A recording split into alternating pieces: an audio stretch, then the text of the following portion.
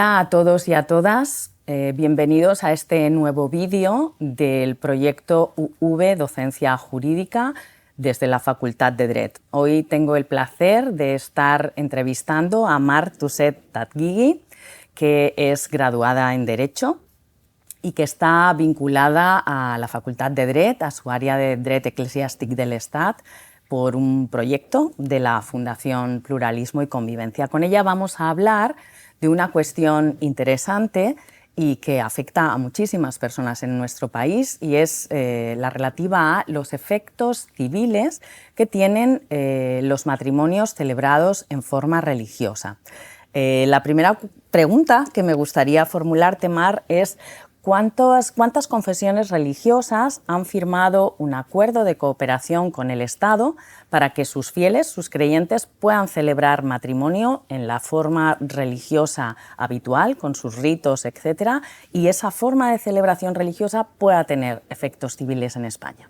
Bueno, encantada por la invitación. En primer lugar, podemos diferenciar tres grupos de confesiones religiosas que sus matrimonios tienen efectos civiles aquí en España. En primer lugar, como no, la Iglesia Católica, que a través de su acuerdo con la Santa Sede en 1979 se reconocía efectos civiles al matrimonio canónico. Luego también podemos destacar los matrimonios islámicos, judíos y evangélicos que firmaron acuerdos de cooperación, los acuerdos de cooperación del 92, que también reconocían efectos civiles a sus matrimonios. Y por último, el artículo 60 del Código Civil también abría la puerta a las confesiones que el Estado les reconocía notorio arraigo para que también sus matrimonios tuvieran efectos civiles. A día de hoy, estas confesiones son los mormones, los testigos de Jehová, los ortodoxos y también los budistas, y a partir de 2023 también los bahá'ís. Pues hablando precisamente de los bahá'ís, cuéntanos un poquito más sobre ellos, porque seguramente de todas las confesiones religiosas que has mencionado, quizás sean los más desconocidos. ¿Dónde surge esta confesión religiosa de los bahá'í y en qué consiste su fe? ¿En qué creen? Es una religión monoteísta que nació en Shiraz, en Irán, en 1844.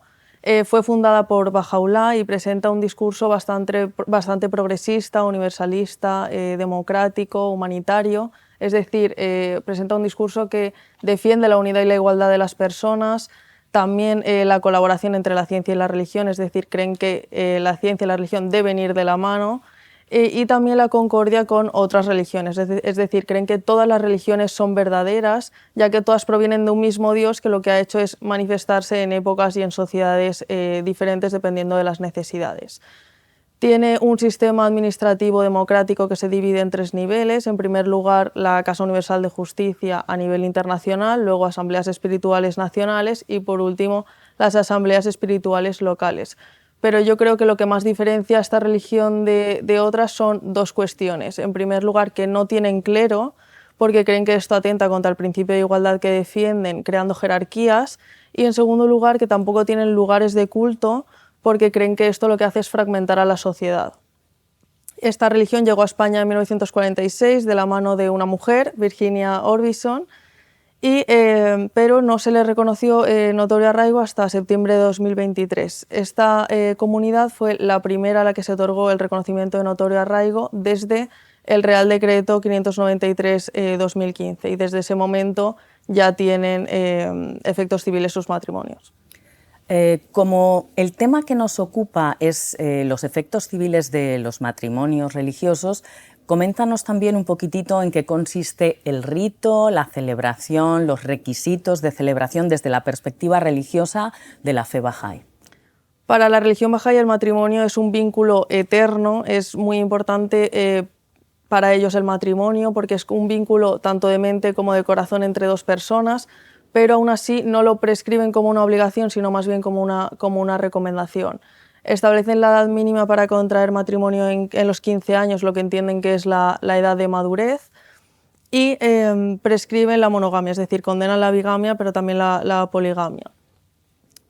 También cabe destacar que permiten que se pueda contraer matrimonio con personas que no sean bahá'ís, ya sean personas que profesan otra religión o personas ateas, lo que facilita su integración en otras sociedades diferentes, y invitan a llevar a cabo unas fases para prepararse al matrimonio. En primer lugar, una fase de autoconocimiento en las que invitan a conocerse a uno mismo, saber cuáles son nuestros puntos débiles para poder escoger a esa persona con la que crear el vínculo eterno del matrimonio.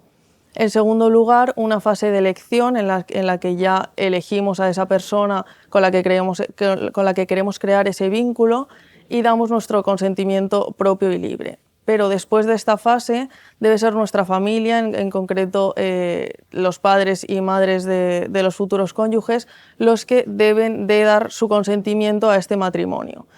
Una vez otorgado ese consentimiento familiar, ya no puede interferir la familia en este matrimonio, pero si no se otorga ese consentimiento familiar o existe algún obstáculo para ello, la asamblea espiritual local debe interferir para intentar cambiar la actitud de los familiares.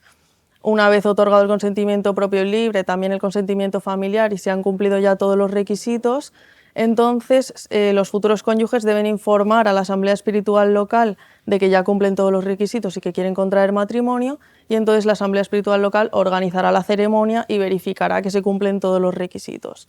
En cuanto a la forma de celebración del matrimonio, tiene muy pocos requisitos, es muy sencilla. En primer lugar, se debe celebrar dentro de los 95 días siguientes a que se haya otorgado el consentimiento familiar.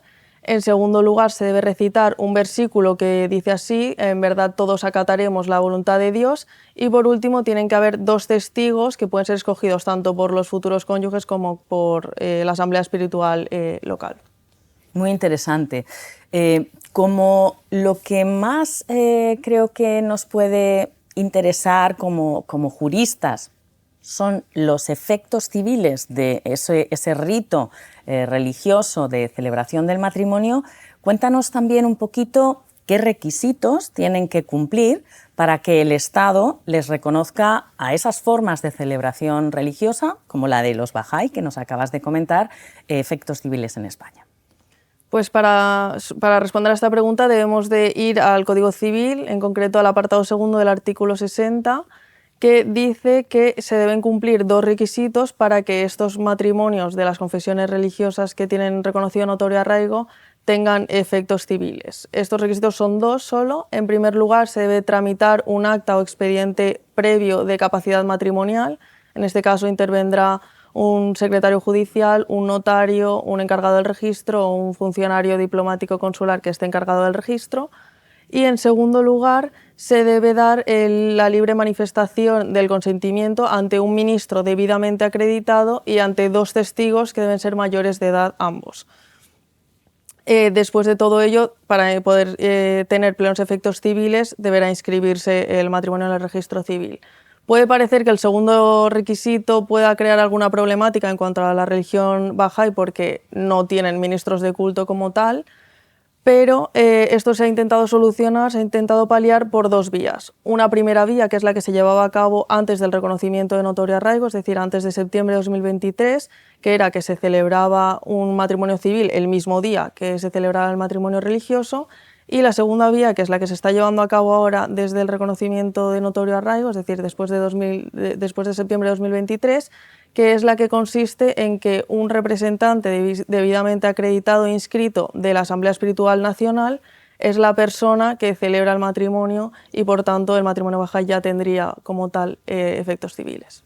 Claro, yo creo que esta segunda posibilidad será mucho más interesante y generará, al ser en la misma fecha, ¿no?, en el mismo acto de celebración, menos problemas jurídicos, ¿verdad? Pues nada, Mar, muchas gracias por estar con nosotros, por participar en este proyecto.